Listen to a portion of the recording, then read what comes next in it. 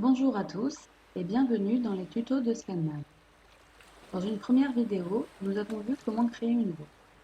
Dans cette deuxième vidéo, nous allons voir comment utiliser cette route en navigation.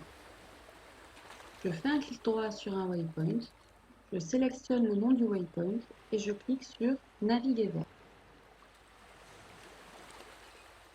La fenêtre de contrôle de navigation apparaît. Je m'assure que les deux cases soient cochées et je clique sur OK. Le couloir de route apparaît. Ce couloir correspond aux préférences que j'ai indiquées dans les propriétés de la route, comme on l'a vu de façon détaillée dans le premier tuto vidéo. Ici, j'ai choisi un couloir d'une largeur de 0,5 m. J'active ensuite le GPS en cliquant sur l'icône GPS, puis sur Activer les pouces. On est donc en situation de navigation, avec le bateau qui se déplace à l'écran sur la carte à une vitesse temps réel. La fenêtre que vous voyez en haut à droite est un outil très utile, NMEA Playback, qui permet justement de rejouer vos précédentes navigations à la vitesse que vous souhaitez. On en parlera de façon plus détaillée dans une prochaine vidéo. On va maintenant sélectionner les répétiteurs. Donc un répétiteur, qu'est-ce que c'est? C'est ce qui va permettre de répéter les informations de vos capteurs à l'écran.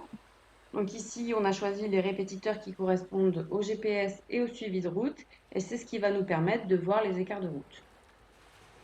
Une fois que j'ai fait la sélection de mes répétiteurs, je peux afficher cette sélection en cliquant sur cette icône. Même chose si je veux les faire disparaître.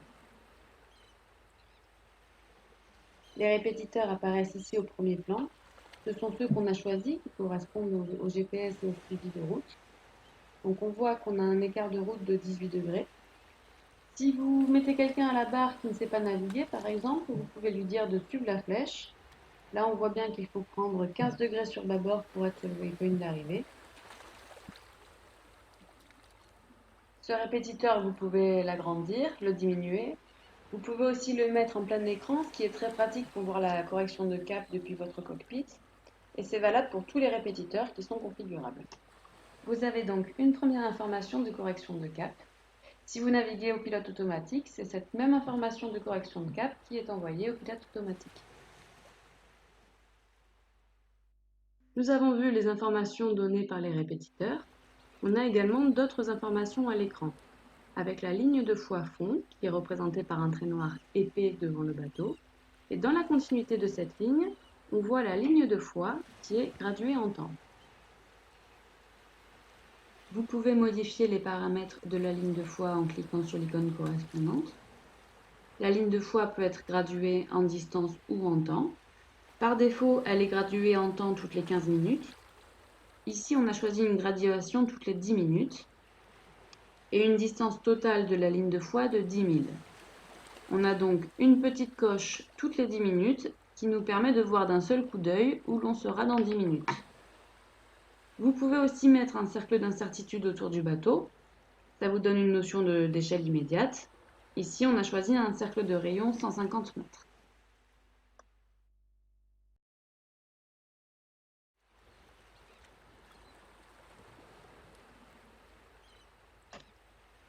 Si j'ai besoin de modifier ma route, je clique sur l'icône transformation de route, comme on l'a vu dans la première vidéo tuto, et je déplace, j'ajoute ou je supprime un waypoint. Là, on voit qu'en déplaçant un waypoint de destination, mon répétiteur de correction de cap change automatiquement vers bâbord ou vers tribord selon la modification que j'ai faite.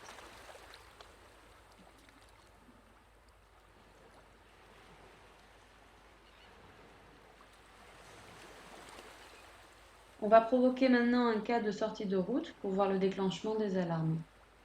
Dans cet exemple, on va accélérer par 10 la vitesse réelle du replay pour que la vidéo reste assez courte. Donc, dès que le bateau sort de sa route, on voit tout de suite que les alarmes arrivent dès qu'il sort de sa route ou qu'il dévie de son cap. Alors pour commenter ces alarmes, on va mettre la vidéo en pause. On voit qu'on a deux types d'alarmes qui se sont déclenchées. Ce sont les alarmes de sortie de route et d'écart de cap.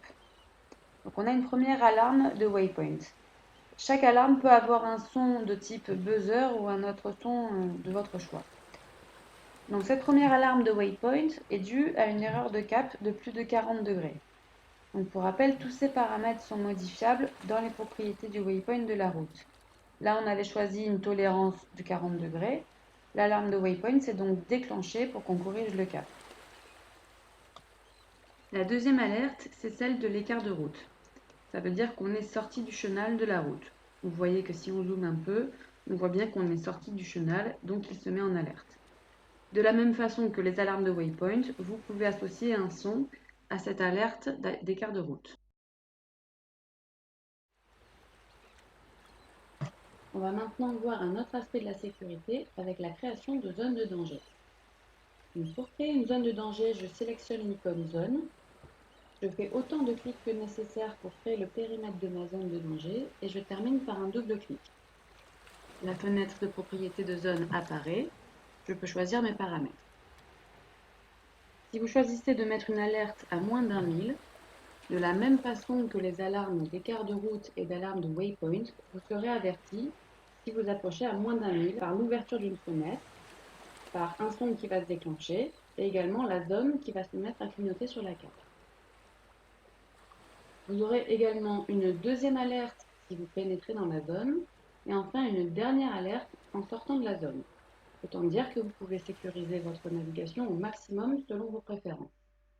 Ici, on a créé une zone de danger, mais vous pouvez également créer une zone de mouillage, une zone de pêche, et vous avez la possibilité d'y associer des photos, des liens vers un site web, et tout un tas d'options supplémentaires que vous pouvez consulter directement dans la documentation de ScanNav.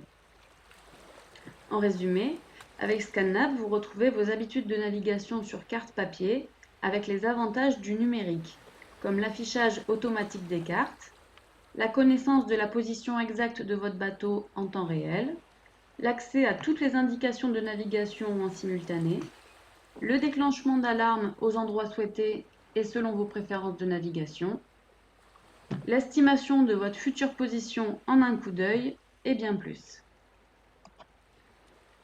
Merci à tous pour avoir suivi cette vidéo.